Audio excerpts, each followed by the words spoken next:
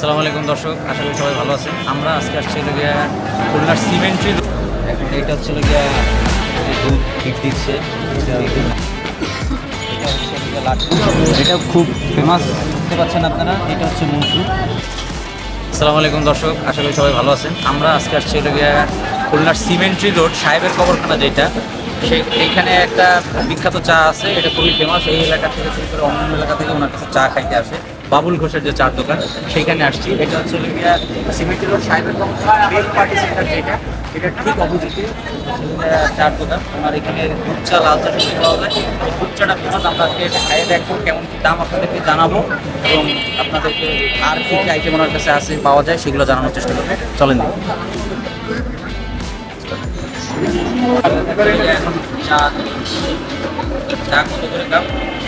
এমনি এখন 15 টাকা সমস্যা আছে। 15 টাকা সমস্যা। আর ওই যে লাড্ডু? লাড্ডু 10 টাকা আর মসুর 15 টাকা। আর একটা হয়েছে এই যে আমরা একটু দেখি, এটা হচ্ছে লাড্ডু। এটা খুব ফেমাস, খুবই বিখ্যাত। এই লাড্ডু প্রতি পিস 10 টাকা। দর্শক আপনারা দেখতে পাচ্ছেন, এটা হচ্ছে মনসুর। এটার দাম 15 টাকা করে প্রতি পিস। আপনারা দেখবেন চুলায় যেটা জ্বালায় সেটা, এটা হচ্ছে এখান থেকে আমি জ্বালাই আর কি দুধ। আর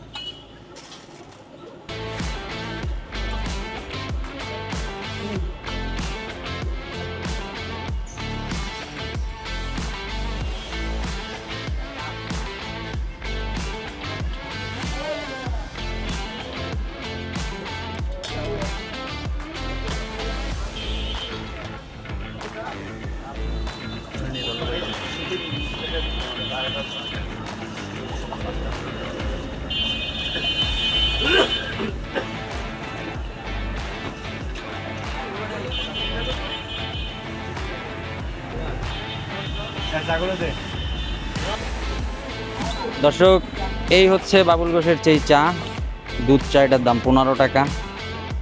রেগুলার চার মতনই, কিন্তু স্বাদটা আলাদা, কারণ উনি আলাদাভাবে বানায়। অনেক সময় ধরে দুধটা জাল দেওয়ার কারণে দুধটা একটা আলাদা টেস্ট আসে।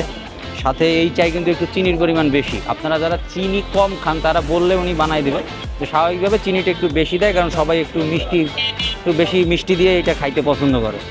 একটু খাইয়ে দেখি। প্রচুর পরিমাণে হিট।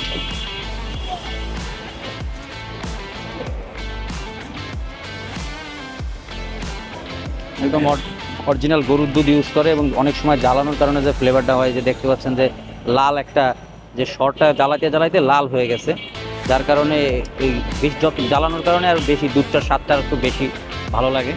আপনারা যারা ট্রাই করতে চান, যারা চাখোর আছেন, চা ছাড়া চলেই না, তারা এখনও যারা ট্রাই করেননি তারা একটু ট্রাই করবেন। আপনাদেরকে একটা জিনিস দেখাই, যে অনেক জায়গায় তো চা খাইছেন, ওনার চাটা কেন এত ফেমাস। এটা একদম পিওর সর, যেটারে বলে মালাই বলেন, যেটারে যাই বলেন না কেন, এটা সেইটা দেখেন, থিকনেসটা দেখেন। এটা উনি জ্বালায় জ্বালায় তৈরি করে, তো এইটার জন্যই উনি মূলত বিখ্যাত। দর্শক আপনাদেরকে দেখালাম বাবুল ঘোষের এই চা। আপনারা যারা চা খোর আছেন, এখনও এখানে চা ট্রাই করেন নাই, তারা এসে ট্রাই করেন, তাদের অবশ্যই ভালো লাগবে। আজকের মতো বিদায় নিচ্ছি, পরবর্তীতে দেখা হবে নতুন কোনো জায়গায় নতুন কোনো খাবারের সন্ধানে। ততক্ষণ পর্যন্ত আল্লাহ হাফেজ।